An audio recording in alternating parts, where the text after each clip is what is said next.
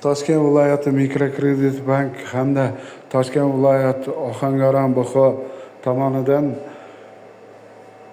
kungaboqar yetishtirish bo'yicha Ohangaron tumani Ilg'or mufida 12 gektar yer maydoni tanlab olingan bo'lib, bugungi kunda kungaboqar ekilgan, sug'orish tizimlari yaxshi yo'lga qo'yilgan.